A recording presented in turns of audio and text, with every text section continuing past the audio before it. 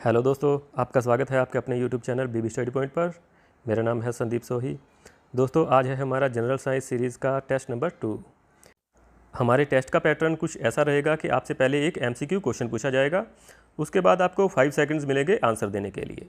आपका आंसर बताने के बाद आपको एक्सप्लेनेशन दी जाएगी उस क्वेश्चन के बारे में, और उस क्वेश्चन से जितने भी एक्स्ट्रा फैक्ट्स होंगे या जितने भी और क्वेश्चन बन सकते होंगे उनके बारे में आपको नॉलेज दी जाएगी।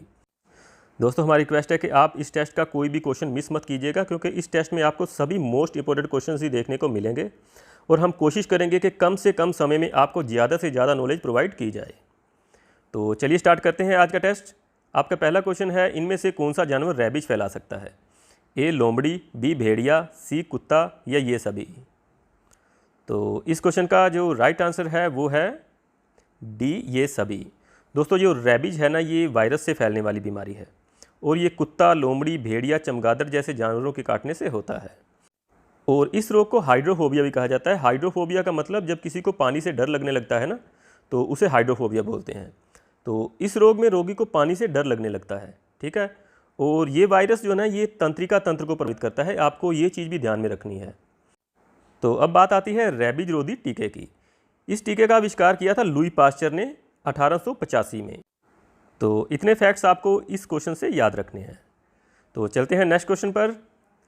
हमारा नेक्स्ट क्वेश्चन है, यकृत यानी कि लीवर के अध्ययन को क्या कहा जाता है? ए हिस्टोलॉजी, बी हेमेटोलॉजी, सी हेपेटोलॉजी या डी हर्पेटोलॉजी? सभी ऑप्शंस काफ़ी मिलते जुलते हैं, लेकिन इनमें काफ़ी बड़ा डिफरेंस है। तो इस क्वेश्चन का राइट आंसर है सी, हेपेटोलॉजी। दोस्तों, हेपेटोलॉजी में यकृत यानी कि लीवर का अध्ययन होता है। और अब बात करते हैं बाकी तीनों की। बाकी तीनों में हिस्टोलॉजी जो है उसमें ऊतकों यानी कि टिश्यूज़ का अध्ययन किया जाता है, और हेमेटोलॉजी में रक्त का अध्ययन किया जाता है।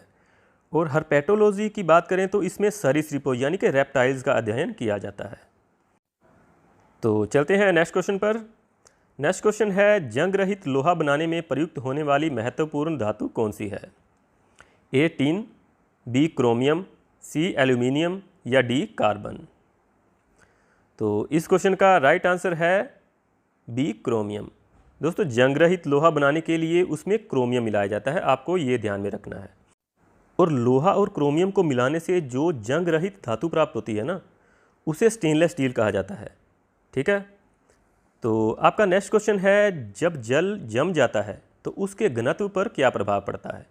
ए घनत्व कम हो जाता है, बी घनत्व बढ़ जाता है, सी घनत्व पर कोई प्रभाव नहीं पड़ता या डी घनत्व पहले बढ़ता है और फिर घटता है?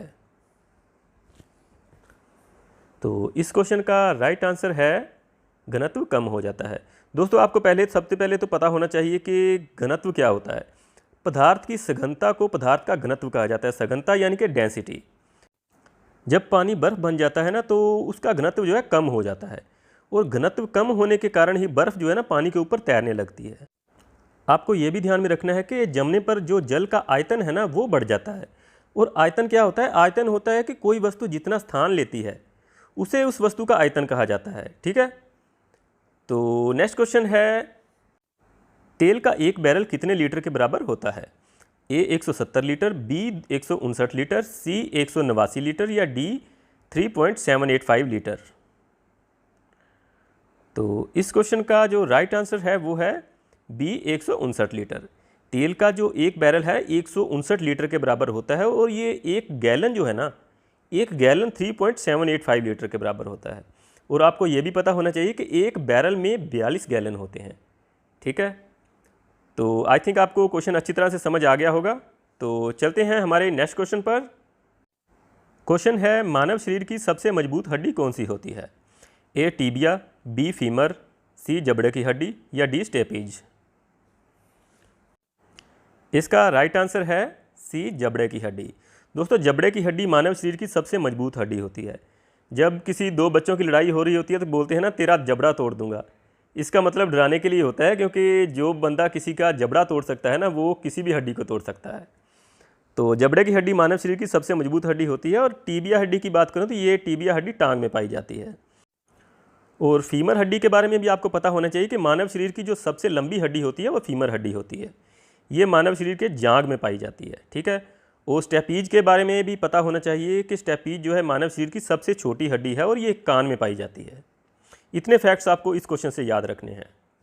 नेक्स्ट क्वेश्चन है, मानव शरीर में डिहाइड्रेशन किसकी कमी से होता है? ए जल, बी हार्मोन, सी लवण या डी विटामिन। ये क्वेश्चन एक एग्जाम्स में रिपीटेड क्वेश्चन है, तो इस क्वेश्चन का राइट आंसर है ए जल। मानव शरीर में जो डिहाइड्रेशन होता है ना, ये पानी यानी कि जल की कमी से होता है।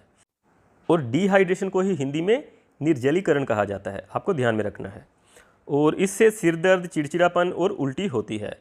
ठीक है, तो आपका नेक्स्ट क्वेश्चन है, इनमें से क्या पूर्ण द्वैध संचार यानी कि फुल डुप्लेक्स का उदाहरण है? ए वाकी टाकी, बी टेलीफोन पर बातचीत, सी टेलीविज़न प्रसारण या डी रेडियो प्रसारण। जल्दी से सोचिए कि इसका राइट आंसर क्या है। इसका राइट आंसर है बी टेलीफोन पर बातचीत। दोस्तों, टेलीफोन पर बातचीत जो है ये पूर्ण द्वैध संचार यानी कि फुल डुप्लेक्स का उदाहरण है। आपको पता होना चाहिए कि फुल डुप्लेक्स का मतलब क्या होता है। फुल डुप्लेक्स का मतलब होता है जब डाटा का संचार दोनों तरफ से एक साथ में होता है। ठीक है, टेलीफोन पर हम बातचीत करते हैं ना, हमारी आवाज़ भी जा रही है, अगले की आवाज़ भी हमें आ रही है सेम टाइम पर। और हाफ डुप्लेक्स जो होता है उसमें डेटा का संचार दोनों तरफ से तो हो सकता है, परंतु एक समय में सिर्फ एक ही तरफ से डाटा का संचार होता है। जैसे कि वाकी टॉकी में बटन दबाकर बोला जाता है ना अपनी बात कंप्लीट करने के बाद ओवर, उसके बाद सामने वाला दूसरा व्यक्ति जो है ना वो बोलता है और उसकी आवाज़ हमें सुनाई देती है, तो वो हो गया हाफ डुप्लेक्स। और तीसरा जो टर्म इसमें होती है वो होता है सिंप्लेक्स। सिंप्लेक्स की बात करें तो सिंप्लेक्स में डाटा संचार सिर्फ एक तरफ ही हो सकता है, उसमें हम वापसी डाटा नहीं भेज सकते। जैसे कि रेडियो प्रसारण जब होता है तो उसको हम सिर्फ सुन सकते हैं, हम वापसी उन्हें कोई मैसेज नहीं भेज सकते। ठीक है ना, तो आई थिंक आपको ये पूरा क्वेश्चन समझ में आ गया होगा। तो इसके साथ चलते हैं हमारे नेक्स्ट क्वेश्चन पर। हमारा नेक्स्ट क्वेश्चन है, कौन सा ग्रह सूर्य की परिक्रमा सबसे कम समय में करता है? ए मंगल, बी वरुण, सी प्लेटो या डी बुध। तो इस क्वेश्चन का जो राइट आंसर है वो है डी बुध। बुध जो है इसे मरकरी ग्रह भी कहा जाता है और ये 88 दिन में सूर्य का एक चक्कर पूरा करता है। और बुध ही सौरमंडल का सबसे छोटा ग्रह भी है। ठीक है, और सूर्य के सबसे पास का ग्रह भी बुध ही है। आपको ये भी पता होना चाहिए कि सूर्य की परिक्रमा करने में सबसे ज़्यादा टाइम कौन सा ग्रह लेता है? सबसे ज़्यादा टाइम लेता है वरुण ग्रह। ठीक है, इसे सूर्य की परिक्रमा करने में 165 वर्ष लगते हैं। तो नेक्स्ट क्वेश्चन पर चलते हैं। नेक्स्ट क्वेश्चन है, एक स्वस्थ मनुष्य में रक्त की कुल मात्रा कितनी होती है?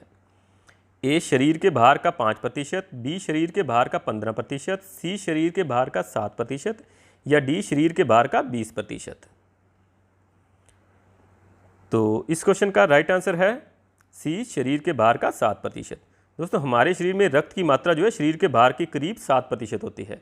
ठीक है, और मानव शरीर में औसतन 4.5 लीटर से 5.5 लीटर तक रक्त पाया जाता है, आपको ये भी ध्यान में रखना है। आपका नेक्स्ट क्वेश्चन है, निम्नलिखित में से किस जीव में रक्त नहीं होता परंतु वह सांस लेता है? ए हाइड्रा, बी केंचुआ, सी तिलचट्टा या डी मकड़ी। इसका राइट आंसर है ए हाइड्रा। हाइड्रा को जल व्याल भी कहा जाता है और ये निडेरिया संघ का जलीय जंतु है। इस जलीय जंतु का आकार बहुत छोटा होता है और ये कुछ ही मिलीमीटर का होता है, इसीलिए इसके अध्ययन के लिए माइक्रोस्कोप यानी कि सूक्ष्मदर्शी यंत्र की सहायता लेनी पड़ती है। अगला क्वेश्चन है, मानव रक्त में WBC यानी कि वाइट ब्लड सेल की संख्या बढ़ने को क्या कहा जाता है? ए पॉलिस्थीमिया, बी एनीमिया, सी ल्यूकेमिया या डी ल्यूकोपेनिया। पिछले टेस्ट में हमने RBC के बारे में पढ़ा था और ये क्वेश्चन है WBC के बारे में। राइट आंसर है सी ल्यूकेमिया। दोस्तों, रक्त में WBC यानी कि वाइट ब्लड सेल की संख्या बढ़ने से होने वाली बीमारी जो है ना उसे ल्यूकेमिया कहा जाता है।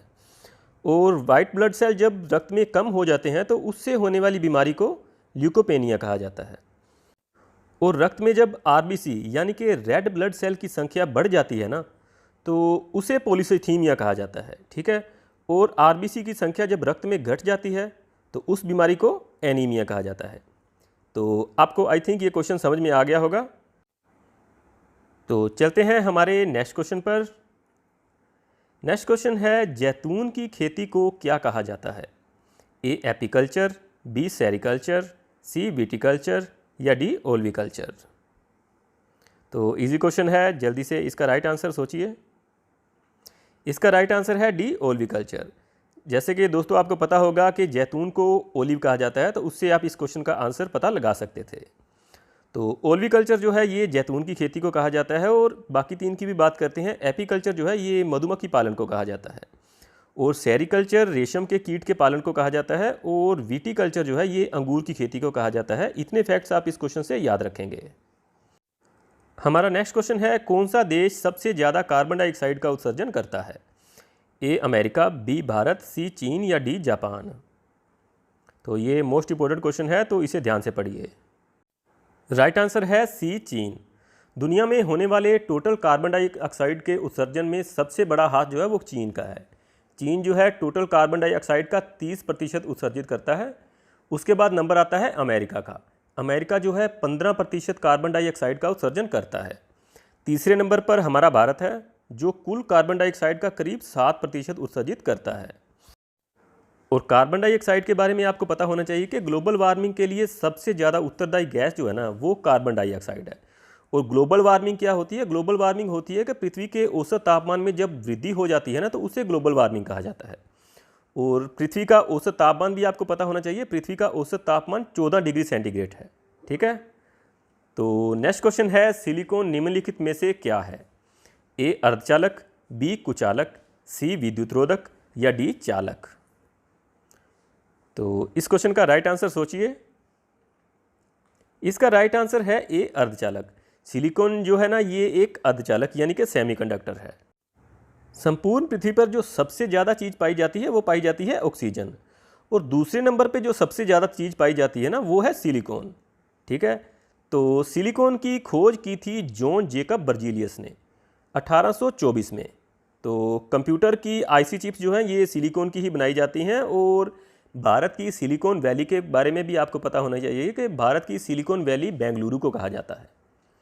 ठीक है, तो चलते हैं नेक्स्ट क्वेश्चन पर। हमारा नेक्स्ट क्वेश्चन है, निम्न में से कौन सा ईंधन सबसे कम पर्यावरण प्रदूषण करता है? ए कैरोसिन, बी डीजल, सी कोयला या डी हाइड्रोजन। तो ये भी एक इम्पोर्टेंट क्वेश्चन है, तो आपको पता होना चाहिए। इसका राइट आंसर है डी हाइड्रोजन। इनमें से हाइड्रोजन जो है ना ये सबसे कम पर्यावरण प्रदूषण करता है। और हाइड्रोजन के दहन से क्या बनते हैं? हाइड्रोजन के दहन से बनते हैं जल वाष्प। ये भी आपको ध्यान में रखना है। तो इसी के साथ हम चलते हैं हमारे नेक्स्ट क्वेश्चन पर। नेक्स्ट क्वेश्चन है, शुद्ध जल का अधिकतम घनत्व किस तापक्रम पर होता है? 0 डिग्री सेल्सियस पर, -15 डिग्री सेल्सियस पर, 4 डिग्री सेल्सियस पर या -4 डिग्री सेल्सियस पर। तो ये क्वेश्चन भी रिसेंटली एग्जाम्स में कई बार रिपीट हो चुका है, तो इसे आप ध्यान से पढ़ेंगे। इसका राइट आंसर है सी 4 डिग्री सेल्सियस पर। शुद्ध जल का जो अधिकतम घनत्व है ना ये 4 डिग्री सेल्सियस पर होता है। घनत्व यानी कि डेंसिटी। ठीक है, हम पीछे पढ़ चुके हैं। और शुद्ध जल जो है ये रंगहीन और गंधहीन होता है। और एक और क्वेश्चन आता है कि जल जो है कितने डिग्री सेल्सियस पर उबलने लगता है? तो इसका आंसर है कि जल जो है 100 डिग्री सेल्सियस पर उबलने लगता है। ठीक है, तो चलते हैं नेक्स्ट क्वेश्चन पर। नेक्स्ट क्वेश्चन है, अवर्धक लेंस यानी कि मैग्नीफाइंग ग्लास में कौन सा लेंस प्रयुक्त होता है? ए उत्तल लेंस, बी अवतल लेंस, सी समतल लेंस या डी समतल अवतल लेंस। इस क्वेश्चन का राइट आंसर जल्दी से सोचिए। इसका राइट आंसर है ए उत्तल लेंस यानी कि कॉन्वेक्स लेंस। ठीक है, मैग्नीफाइंग ग्लास में उत्तल लेंस का प्रयोग होता है और इसकी सहायता से पास की वस्तुओं को बड़ा करके देखा जाता है। आप सबको पता ही होगा। तो नेक्स्ट क्वेश्चन पर चलते हैं। हमारा नेक्स्ट क्वेश्चन है, चंद्रमा के प्रकाश को पृथ्वी तक आने में कितना समय लगता है? ए 8 मिनट, बी 1.3 सेकंड, सी 8.3 मिनट, डी 7.2 सेकंड्स। तो इस क्वेश्चन का जो राइट आंसर होगा वो होगा बी 1.3 सेकंड। चंद्रमा के प्रकाश को पृथ्वी तक आने में 1.3 सेकंड का समय लगता है। और दूसरा भी आपको पता होना चाहिए कि सूर्य के प्रकाश को पृथ्वी तक पहुंचने में 8.3 मिनट का समय लगता है। नेक्स्ट क्वेश्चन है, ना चिपकने वाले यानी कि नॉनस्टिक बर्तनों पर कौन सा लेप चढ़ाया जाता है? A silicon, B graphite, C Teflon या डी अब्रक। तो इसका राइट आंसर है सी टेफ्लॉन। नॉनस्टिक बर्तनों पर टेफ्लॉन की परत चढ़ाई जाती है और इसे PTFE भी कहा जाता है। और PTFE का मतलब पॉलीटेट्राफ्लोरोएथिलीन, ठीक है। और PTFE जो है ना, ये बहुत कठोर पदार्थ होता है और इस पर ऊष्मा, अम्ल और क्षार का कोई प्रभाव नहीं पड़ता। ये पदार्थ जो है ये विद्युत धारा का कुचालक होता है। दोस्तों, आपका जो नेक्स्ट क्वेश्चन है ये एक मेमोरी चेक का क्वेश्चन है। ये हमारे जनरल साइंस टेस्ट नंबर 1 से लिया गया है और क्वेश्चन है, पथरी या किडनी स्टोन हमारे शरीर में किस रासायनिक पदार्थ से निर्मित होते हैं? A calcium acetate, B calcium carbonate, C calcium oxalate या डी कैल्शियम सल्फेट। इस क्वेश्चन का राइट आंसर आपको मिलेगा हमारे जनरल साइंस टेस्ट नंबर 1 में। उसे देखने के लिए आप ऊपर आई बटन पर क्लिक कीजिए या नीचे डिस्क्रिप्शन में उसका लिंक है, उसे क्लिक करके आप वो टेस्ट देख सकते हैं। दोस्तों, अगर आपको ये वीडियो अच्छा लगा तो प्लीज़ लाइक का बटन दबाए बिना यहाँ से मत जाइएगा, क्योंकि आपका लाइक का बटन दबाने से ही हमें पता चलेगा कि हमारा वीडियो आपको अच्छा लगा या नहीं। तो जिन फ्रेंड्स ने हमारा चैनल अभी तक सब्सक्राइब नहीं किया वो प्लीज़ हमारा चैनल सब्सक्राइब कर लें, क्योंकि चैनल को सब्सक्राइब करने से ही आपको हमारी नेक्स्ट वीडियोज़ के अपडेट्स मिल सकेंगे।